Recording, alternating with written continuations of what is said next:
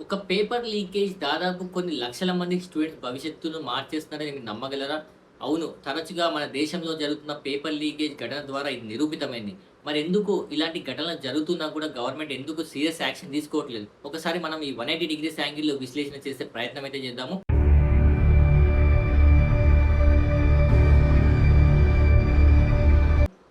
Hi అండి అందరికీ welcome to Sarath 180 degrees.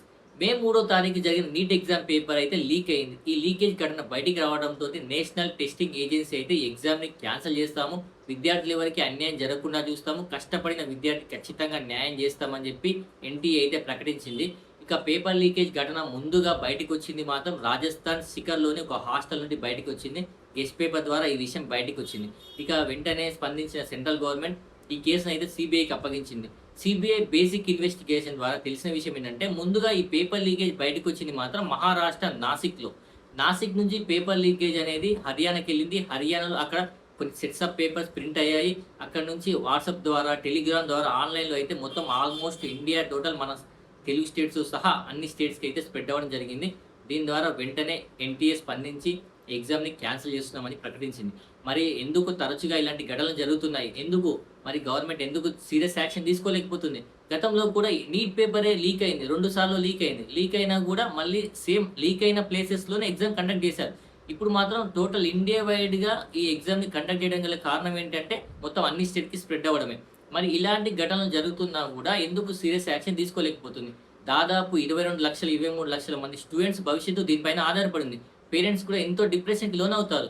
ఎన్నో లక్షలు ఖర్చు పెట్టి కోచింగ్ తీసుకొని ఎగ్జామ్ రాసే రిజల్ట్స్ కోసం వెయిట్ చేస్తున్న సమయంలో మీ ఎగ్జామ్ క్యాన్సిల్ అయింది అని చెప్తే ఎంత ఆందోళనగా ఉంటుందో మనం ఒక్కసారిగా అయితే ఆలోచన చేసుకోవాలి. మరి జేఈఈ తరహాలో నీట్ కూడా ఎందుకు ఆన్‌లైన్‌లో నిర్వహించలేకపోతున్నారు? కొంతమంది ఎక్స్‌పర్ట్స్ చెప్తున్న ప్రకారం చూస్తే జేఈఈ లాగే నీట్‌ని కూడా ఖచ్చితంగా ఆన్‌లైన్‌లో నిర్వహిస్తే ఎలాంటి స్కామ్‌లు జరగవు, పేపర్ లీకేజ్ ఘటనలు జరగవని చెప్పి ఎక్స్‌పర్ట్స్ అయితే చెప్తున్నారు. ఇక పేపర్ లీకేజ్ ఘటన కేవలం ప్రింటింగ్ సమయంలో, ట్రాన్స్‌పోర్ట్ సమయంలో జరుగుతాయి. మన దేశంలో ఎంబీబీఎస్ సీట్‌కున్న డిమాండ్ ఎలాంటిదో మనందరికీ తెలిసిందే. కాబట్టి ఖచ్చితంగా కొంతమంది అక్రమార్కులైతే డబ్బులకు ఆశపడి ఈ పేపర్ లీకేజ్ జరిగే ఛాన్సెస్ ఉంటాయి. కాబట్టి ఆన్‌లైన్‌లో నిర్వహించేలా కొన్ని గవర్నమెంట్ అయితే చర్యలు తీసుకుంటే బావుంటది. అలాగే మరో విషయం ఏంటంటే, తెలంగాణ లాంటి స్టేట్స్ అయితే 12థ్ మార్క్స్ మెరిట్ ఆధారంగానే మెడికల్ సీట్స్ ఫిల్ చేసుకునే అధికారాన్ని కేవలం రాష్ట్రాలకే ఇవ్వాలని చెప్పి వాళ్ళు డిమాండ్ చేస్తున్నారు. ఇక ఈ విషయంపై వాళ్ళు సుప్రీం కోర్టులో పిటిషన్ ఏశారు. మరి నీట్ ఎగ్జామ్ రద్దయ్యే ఛాన్స్ ఉందా అంటే నిజానికైతే ఇది రద్దయ్యే ఛాన్స్ లేదు. ఎందుకంటే ఇది కేవలం ప్రెసిడెంట్ చేతిలోనే ఉంటుంది. అలానే పార్లమెంట్ కూడా ఆమోదించాల్సొస్తుంది.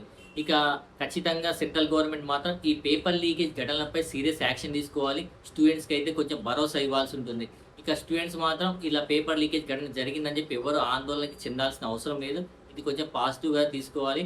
ఇక కేవలం 1, 2 మార్క్స్‌తోని కొంచెం సీట్ కోల్పోయే ఛాన్సెస్ ఉన్న వాళ్ళకి ఇది ఒక అవకాశంగా మలుచుకొని వాళ్ళు మరీ ప్రిపేర్ అయ్యి ఎగ్జామ్ రాయాలి. ఇక ఈ వీడియో గనుక మీకు నచ్చినట్టయితే లైక్ చేయండి, షేర్ చేయండి. అలానే మన ఛానెల్‌ని సబ్స్క్రైబ్ చేసుకోండి. మీ అభిప్రాయాన్ని కామెంట్ రూపంలో తెలియజేయండి.